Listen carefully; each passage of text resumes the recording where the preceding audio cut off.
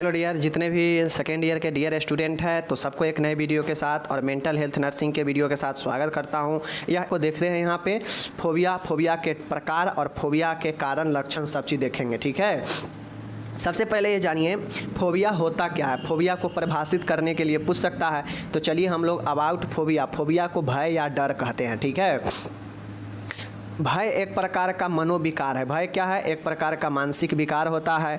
इसमें व्यक्ति किसी वस्तु या स्थिति से असहज हो जाता है और स्वयं को परेशान महसूस करता है। अब होता यह है कि भय अगर किसी को आता है, देखते होइएगा जैसे रात में कहीं पे जाइएगा तो अकेला में आपको डर लगने लगता है। तो आपको ऐसा अंदर क्यों आता है? क्योंकि आप जो है अंधेरे में जो है अपने आप को असहज जो है महसूस करने लगते हैं और अपने आप को जो है परेशान महसूस करते हैं, स्वयं को परेशान महसूस करते हैं और यही स्थिति फोबिया होता है। ठीक है, और जो भी व्यक्ति अपने आप को परेशानी महसूस करता है, असहज लगता है किसी भी कंडीशन में या किसी भी वस्तु से, तो उसे लगता है कि वह अपने चारों ओर खतरा जो है मोल लिया है, जबकि रियलिटी में ऐसा नहीं होता है। उसे महसूस होता है कि हमारे आसपास जो है बहुत ज़्यादा खतरा है। उसे भयभीत होने के कई कारण हो सकते हैं और अनेक कारणों के वजह से भय कई प्रकार के हो सकते हैं।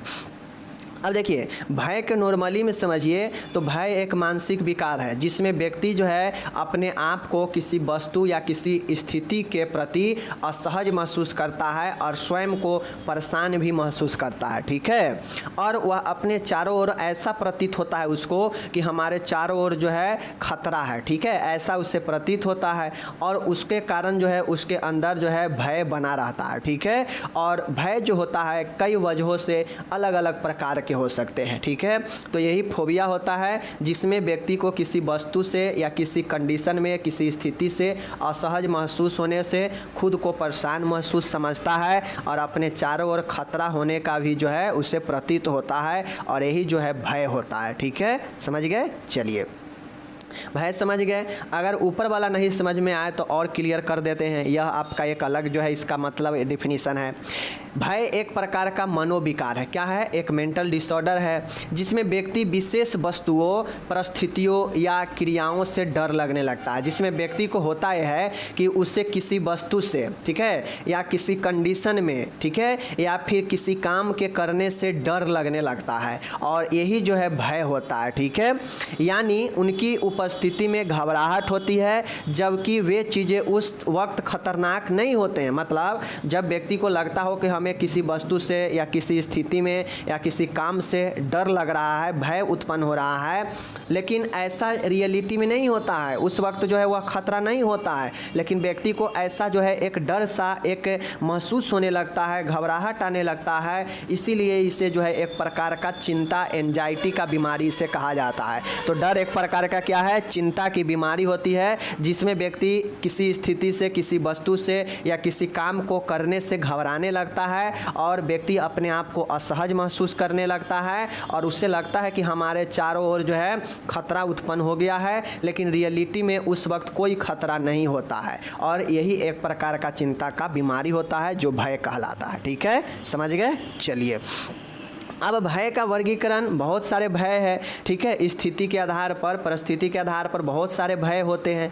चलिए हम भय को देखते हैं, कुछ भय को डिस्क्राइब कर लेते हैं और बाकी भय को जो है हम लोग समझेंगे कि कौन सा भय क्या होता है। ठीक है, देखिए, एक होता है एक्रोफोबिया। एक्रोफोबिया में जब व्यक्ति होता है तो उसे भीड़ से डर लगने लगता है। मतलब क्राउड से जो है व्यक्ति को डर लगता है। वह भीड़ में जाना, लोगों के बीच में जाना पसंद नहीं करेगा, वह अकेला रहना ही पसंद करेगा। तो भीड़ से डर लगना मतलब जो व्यक्ति को भीड़ से डर लगेगा तो वह तो अकेला में ही रहेगा ना, तो अकेले रहना या भीड़ से बहुत डर लगना ही एक्रोफोबिया होता है। ठीक है, अब देखिए, यह फोबिया बहुत ही गंभीर किस्म का होता है। यह ऐसे स्थान अथवा परिस्थिति में होने का डर है जिनसे बचना कठिन हो अथवा अचानक बढ़े हुए लक्षणों की स्थिति में सहायता न मिलने का डर। अब मान गए आप कहीं पे अभी अकेला है, लेकिन अचानक से आप जो है एक्सेप्ट नहीं कर रहे हैं कि यहाँ पे भीड़ हो जाएगा, लेकिन अचानक से भीड़ उत्पन्न हो जाएगा तो क्या हो जाएगा? उस स्थिति से आपको डर लगने लगेगा। क्यों? क्योंकि आप अकेले रहने वाला व्यक्ति है, आपको भीड़ से डर लगता है।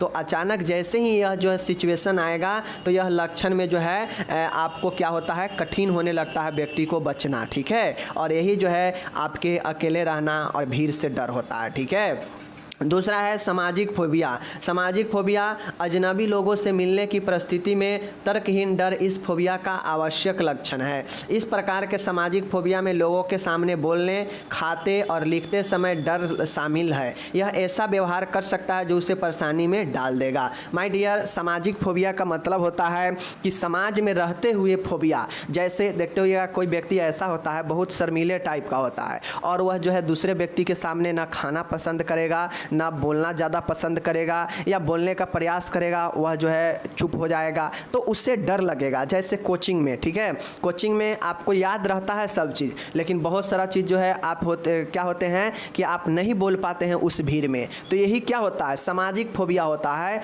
जिसमें आप किसी ऐसे अजनबी व्यक्ति के सामने जो है आपको असहज सा महसूस होता है, जिसके कारण आप उस अजनबी आदमी के सामने ना खा सकते हैं, ना बोलते हैं, ना लिखते हैं, और ये सब करते समय आपको जो है डर लगता है। तो यही जो है क्या कहलाता है, सामाजिक फोबिया कहलाता है। ठीक है, समाज में होने वाला फोबिया जो किसी अजनबी व्यक्ति के सामने आपको कोई काम करने से असहज या भय डर लगता हो, वही हमारा जो है सामाजिक फोबिया होता है। ठीक है, तीसरा है विशिष्ट फोबिया।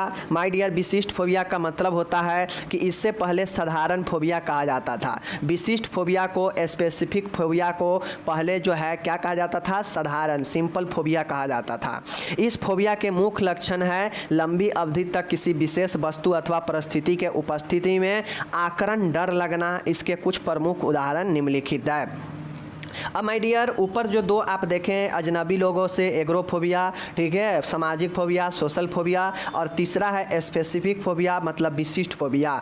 तो विशिष्ट फोबिया का मतलब होता है कुछ ऐसे विशिष्ट विशेष वस्तु अथवा परिस्थिति के उपस्थिति में व्यक्ति को भय लगना, जिससे जो है यह लंबे समय तक बिना किसी कारण के भी हो सकता है। ठीक है, अब इसके जो उदाहरण होते हैं, विशिष्ट फोबिया को पहले जो है साधारण फोबिया भी कहा जाता था। इस फोबिया का मुख्य लक्षण है लंबी अवधि तक किसी विशेष वस्तु अथवा परिस्थिति के उपस्थिति में बिना किसी कारण के डर लगना। ठीक है, बिना किसी कारण के अगर आपको किसी परिस्थिति में या किसी वस्तु से डर लगता है तो वही विशिष्ट फोबिया होता है, बिना किसी कारण के। ठीक है, इसके कुछ उदाहरण निम्न है, और यह जो उदाहरण बताने जा रहे हैं ना, आपके ऑब्जेक्टिव्स में भी बहुत हेल्प करेगा। ठीक है, देखिए कैसे, यहाँ पे देखिए एक्रोफोबिया। एक्रोफोबिया मतलब ऊंचाई से डर, मतलब एक्रो, ए से एयर याद रखिए और ए से एक्रो याद रखिए। ठीक है, तो एक्रोफोबिया जो व्यक्ति ऊंचाई पर चढ़ जाता है और उसके बाद उसे जो है डर लगने लगता है तो उसे एक्रोफोबिया कहते हैं। ओके, एक्वाफेबिया। एक्वाफेबिया मतलब क्या होता है, एक्वा मतलब क्या होता है, पानी, समझ गए, और फोबिया मतलब डर, तो एक्वाफोबिया मतलब पानी से डर। ठीक है, हाइड्रोफोबिया में भी जो है पानी से ही डर होगा। ठीक है, गेमोफोबिया है माय डियर। गेमोफोबिया होता है, तो गेमोफोबिया में होता है विवाह से डर, कोई व्यक्ति को विवाह करने से ही डर लगता है तो उसे गेमोफोबिया कहते हैं, याद रखिएगा, इंपॉर्टेंट है। जेनोफोबिया, जेनोफोबिया जो होता है एक्स है, तो जीनोफोबिया मतलब होता है कि कोई अजनबी व्यक्तियों से मिलना या कोई नए रीति रिवाजों से डर लगना ही या विदेशी लोगों से डर लगना ही जेनोफोबिया कहलाता है। ठीक है, उसके बाद है जीनोफोबिया है, यहाँ पे जेनोफोबिया है। जेनोफोबिया का मतलब जी वाला रहेगा, जी वाला रहेगा तो समझ जाइएगा कि यह जो है संभोग से डर लगता है। ठीक है, और एक्स वाला रहेगा तो अजनबी वाला से डर होगा। ठीक है, कोई दिक्कत नहीं। चलिए, अब यहाँ पे अगर जेनोफोबिया रहेगा तो व्यक्ति को सेक्स यानी संभोग से डर लगेगा, वह नहीं करेगा। ठीक है, जूफोबिया मतलब जानवरों से डर लगेगा। ओके, कोई दिक्कत नहीं। चलिए आगे देखते हैं। क्लस्टर फोबिया मतलब बंद स्थानों से डर, कोई ऐसा बहुत दिनों से बंद स्थान है तो वहाँ पे जाते ही व्यक्ति को डर लगने लगता है तो वह एक प्रकार से क्लस्ट्रोफोबिया होता है। अब कैसे याद रखेंगे, सी फॉर क्लोज, क्लोज मतलब बंद, और सी फॉर क्लोस्ट्रो, तो क्लस्ट्रोफोबिया बंद स्थान से डर। ओके, क्रोमोफोबिया मतलब रंगों से डर, क्रोमो, सी फॉर कलर और सी क्रोमो, क्रोमो एक प्रकार से कलर को जो है संदर्भित करता है, तो क्रोमोफोबिया रंगों से डर। ठीक है, N फॉर होता है नाइट, नाइट मतलब अंधेरा, रात, और इसी प्रकार नाइटोफोबिया मतलब होता है, नाइटोफोबिया मतलब होता है अंधेरों से डर। ठीक है, याद रखिएगा, 2 बार इस सबको पढ़िएगा, याद हो जाएगा। हेमोफोबिया, हेम ब्लड से रिलेटेड है, तो हेमोफोबिया रक्त से डर लगना। ठीक है, बहुत लोग जो है देखते होइएगा रक्त निकलते रहता है तो उससे डर जाता है। ठीक है, जूफोबिया जानवरों से डर, वही है। फार्मेकोफोबिया, फर्मा मतलब औषधि, यानी दवाई लेने से डर आएगा व्यक्ति को, दवाई नहीं ले पाता है वो व्यक्ति तो उसे औषधि का भय होता है, फार्मेकोफोबिया होता है। तो यह सब फोबिया का प्रकार है जो कि विशिष्ट फोबिया में आता है। इसको 2 बार आप पढ़िएगा, आपको याद हो जाएगा। ठीक है, अब ये सब फोबिया होने के कारण क्या होते हैं, तो माय डियर ये सब फोबिया होने के निम्न कारण है। कौन कौन कारण है याद रखना है। लर्निंग थ्योरी है। लर्निंग थ्योरी क्या होता है कि इस अवधारणा के अनुसार तनाव युक्त उत्तेजन अकारण ही भय उत्पन्न करता है। लर्निंग थ्योरी के मतलब होता है कि इस थ्योरी के अनुसार, यानी इस अवधारणा के अनुसार कोई स्ट्रेस युक्त उत्तेजक में बिना किसी कारण ही भय उत्पन्न हो जाता है। मतलब कोई तनाव वाला ऐसा उत्तेजक चीज़ है जिसमें बिना किसी कारण से व्यक्ति को तनाव में आने से ही भय उत्पन्न होने लगता है, तो वही लर्निंग थ्योरी बताता है। ठीक है, लर्निंग थ्योरी क्या बताता है कि तनाव युक्त उत्तेजन के बिना किसी कारण यानी अकारण ही भय उत्पन्न होना लर्निंग थ्योरी है। ओके, चलिए आगे देखते हैं। दूसरा है माय डियर, यहाँ पे देखिएगा, दूसरा बहुत शानदार है साइकोडायनोमिक थ्योरी। साइकोडायनोमिक थ्योरी क्या होता है कि इस अवधारणा के अनुसार आत्मा की दमनात्मक प्रक्रिया के असफल होने पर जो है सेकेंड रक्षात्मक प्रक्रिया के रूप में विस्थापन होता है। अब ये साइकोडायनोमिक थ्योरी का मतलब होता है कि मान गए कोई व्यक्ति है और जैसे ही व्यक्ति के अंदर जो आत्मा है, जो उसका मन है, उसमें जैसे ही असफल होता है तो उससे व्यक्ति के अंदर डर लगने लगता है। ठीक है, मतलब रिप्रेशन हो जाता है, दमन हो जाता है, और यह द्वितीय रक्षात्मक प्रक्रिया के रूप में डिस्प्लेसमेंट विस्थापित हो जाता है। समझ गए, तो यह साइकोडायनोमिक थ्योरी होता है जिसमें आत्मा के दमनात्मक प्रक्रिया में असफल होने पर यह डर उत्पन्न होता है, तो यह साइकोडायनोमिक थ्योरी होता है। तो दूसरा कारण साइकोडायनोमिक थ्योरी।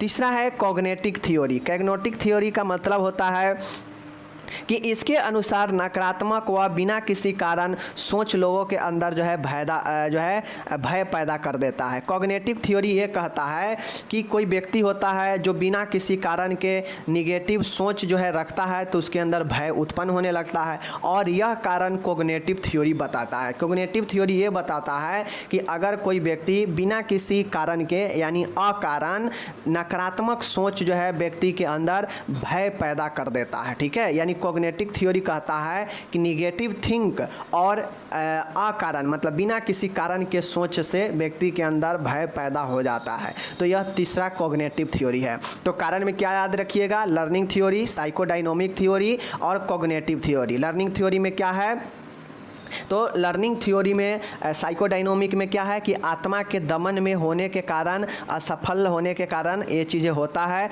लर्निंग थ्योरी में है कि तनाव युक्त उत्तेजक में बिना किसी कारण के ही भय उत्पन्न हो जाता है, और कॉग्निटिव थ्योरी कहता है कि नकारात्मक और बिना किसी कारण के सोच जो है व्यक्ति के अंदर भय पैदा कर देता है। तो ये 3 थ्योरी याद रखिएगा, आपका भय का कारण यही तीनों थ्योरी पर आधारित है। ठीक है, अब आता है लक्षण सिम्टम्स। फोबिया, अगर मानिए किसी व्यक्ति के अंदर डर समाता है, भय आता है, तो उसमें भय के क्या क्या लक्षण होते हैं। ठीक है, चलिए देखते हैं, समझ गए। देख लीजिए, किसी वस्तु या स्थिति से लगातार बिना किसी कारण के डर। जब व्यक्ति के अंदर डर आता है, भय आता है, तो वह व्यक्ति किसी वस्तु से या किसी स्थिति से लगातार जो है बिना किसी कारण के डरता है। समझ गए, पहला लक्षण। उसके बाद है उस वस्तु या स्थिति को देखने से व्यक्ति अनियंत्रित होना।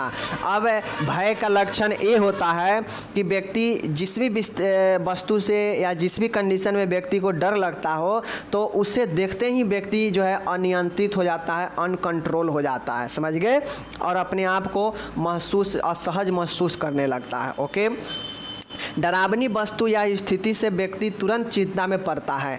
अब कुछ ऐसे वस्तु होते हैं जो व्यक्ति के सामने डरावनी हो सकता है और कुछ ऐसे कंडीशन हो सकते हैं जो डरावना हो सकते हैं, और वैसे स्थिति में तुरंत जो है व्यक्ति चिंता में पड़ जाता है। तो यह भी लक्षण है। व्यक्ति मूर्छित होकर गिर भी जाएगा, उसमें जो है क्या आ जाएगा, एपिलेप्सी मतलब मूर्छा आ जाएगा और गिर जाएगा डर से, ठीक है। उत्पात मचा सकता है, व्यक्ति बहुत ज़्यादा डरने के बाद उत्पात भी मचाने लगता है, ठीक है। जैसे कहेगा कि देखो देखो देखो वहाँ वहाँ भूत है भूत है भूत है, मतलब बिना किसी कारण के डरेगा, ठीक है। खुले व सार्वजनिक स्थानों पर जाने से डर। अब जितना भी आप प्रकार देखें ना, सब प्रकार यहाँ पे आप लिख दीजिएगा लक्षण, तो जो है आपको हो जाएगा। जैसे शादी से डर, ठीक है, अजनबी लोगों से जो है डर होना, ठीक है, संभोग से डर, ऊंचे स्थानों से डर, अंधेरों से डर, तो ये सब लक्षण इसमें आप लिख दीजिएगा। प्रकार वाला को यहाँ पे लक्षण में लिख दीजिएगा तो सही हो जाएगा, ठीक है। तो खुले व सार्वजनिक स्थानों से जाने से डर लगने लगता है व्यक्ति को, ठीक है। दैनिक क्रियाओं को कम हो जाना। व्यक्ति जब व्यक्ति के अंदर कोई फोबिया आ जाता है, डर आ जाता है, तो व्यक्ति जो है अपने जीवन दैनिक काम को करने में जो है असहज हो जाता है और कम हो जाता है उसका दैनिक काम।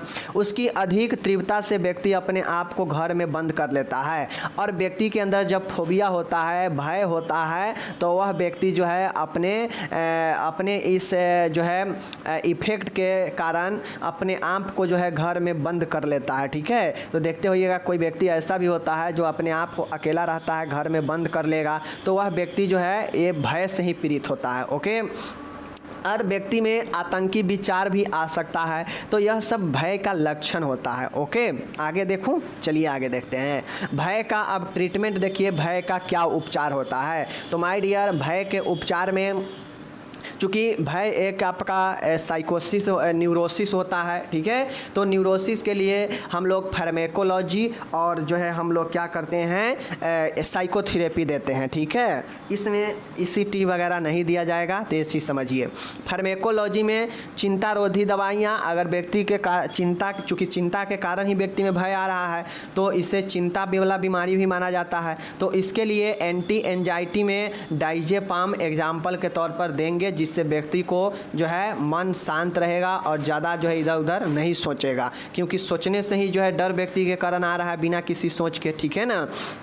उसके बाद एंटी डिप्रेसेंट अवसाद रोधी दवाइयाँ सर्ट्रेलाइन जो है दिया जा सकता है, जो व्यक्ति के ब्रेन में जाकर उसको जो केमिकल है उस पर काम करता है, बायोकेमिकल ब्रेन में, और उसको जो ज़्यादा जो सिक्रेशन होता है केमिकल, उसको जो है रिलीज को कम करता है, ठीक है। तो यह दवाइयाँ हैं जिसके द्वारा आप व्यक्ति को देकर ठीक कर सकते हैं, नॉर्मल कर सकते हैं, समझ गए। उसके बाद मनोचिकित्सक है, बहुत सारा थेरेपी है, बिहेवियर थेरेपी है, सपोर्टिव थेरेपी है। तो यह थेरेपी लाभदायक होता है। कॉग्निटिव थ्योरी है, ठीक है, कॉग्निटिव थ्योरी होता है, बिहेवियर थेरेपी होता है। यह थेरेपी देकर हम शांत कर सकते हैं। तो प्रबंध में, उपचार में बस यही उपचार है। फार्मेकोलॉजी में एंटी एंजाइटी और एंटी डिप्रेसेंट दवाइयाँ देंगे, और दूसरा है साइकोथेरेपी में जो है हम लोग क्या करते हैं, साइकोथेरेपी में हम लोग बिहेवियर थेरेपी और सपोर्टिव थेरेपी पेशेंट को देते हैं, ठीक है। चलिए थेरेपी सब के बारे में आगे पढ़िएगा, टेंशन नहीं लीजिए डिटेल में।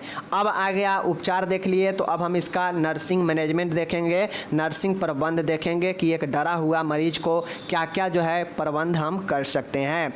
तो मरीज के भय के कारणों को पता लगाना। अगर कोई मरीज डरा हुआ है तो आप उसके डरे होने का, भय होने का कारण का पता लगाइए, ठीक है। दूसरा यह है कि मरीज को सुरक्षित वातावरण प्रदान करिए। ऐसा वातावरण नहीं प्रदान कीजिए जहाँ पे पेशेंट जो है असहज महसूस करे, उसे डर लगे। उस वातावरण से हटाकर सुरक्षित वातावरण में दीजिए, ठीक है। मरीज की वस्तु स्थिति के प्रति धनात्मक सोच पैदा करे, क्योंकि हम लोग देखे हैं कॉग्निटिव थ्योरी में कि व्यक्ति ऋणात्मक सोच और अकारण सोच जो है व्यक्ति के अंदर भय उत्पन्न करता है। तो मरीजों को सबसे पहले निगेटिव सोच को हटाकर धनात्मक सोच जो है पैदा करे किसी विषय वस्तु के प्रति, समझ गए। मरीज को स्थिति व वस्तु से दूर रखे। अब वैसा मरीज को जिस भी वस्तु से और स्थिति से डर लगता हो, भय लगता हो, उसको जो है उस स्थिति और वस्तु से दूर रखें। आगे है मनोचिकित्सक की सलाह लें। साइकोथेरेपी जो है पेशेंट को दिलवाएं, साइकोथेरेपी में मरीज को मदद करें, ठीक है। सही तरीके से पर्याप्त उपचार दे, मरीज को जो है देखभाल करे और सही समय पर सही उपचार दे, जिससे मरीज जो है स्वस्थ हो पाए, ठीक है। और सारा जो है आप डरे हुए मरीजों के लिए क्या क्या हो सकता है आप और सब चीज़ जो है लिख सकते हैं नर्सिंग देखभाल में, ऐसी कोई बातें नहीं है। आप सेकेंड ईयर में आ गए, आपको मैं सब विषय में यही बताता हूँ कि आप बीमारी के हिसाब से आप नर्सिंग प्रबंध खुद से भी लिख सकते हैं। तो आप लिखिए ना, लक्षण आप ऊपर में जान गए तो उसी के आधार पर आप इसको लक्षण को जो है आप कैसे प्रबंध करेंगे लिखिए ना। इसमें हम 6 एग्जाम्पल के तौर पे बता दिए, आगे आप और लिखिए। बाकी यहाँ पे फोबिया समाप्त हो गया। जो लोग इंग्लिश वाले हैं, इंग्लिश में यहाँ पे फोबिया दिए गए हैं, आराम से आप इस फोबिया को देख लीजिए। फोबिया पूछता है 10 नंबर में भी 5 नंबर में भी, तो आपको देखना जरूर चाहिए, ठीक है। टोटल इंग्लिश यहाँ पे दे रखा है, तो आप लोग पढ़िए और उपयोगी बनाइए। और चैनल को चाहे तो आप शेयर कर सकते हैं माय डियर। अच्छा लगे पढ़ाई तो ज़रूर शेयर कीजिए, और नहीं अच्छा लगे तो ज़रूर बताइए कि क्या हमें अच्छा करनी चाहिए, ठीक है। बाकी हम लोग मिलेंगे अगले वीडियो में। यहाँ पे टोटल इंग्लिश दिए गए हैं, आप लोग पढ़िए। मैं मिलता हूँ अगले वीडियो के साथ, तब तक के लिए धन्यवाद।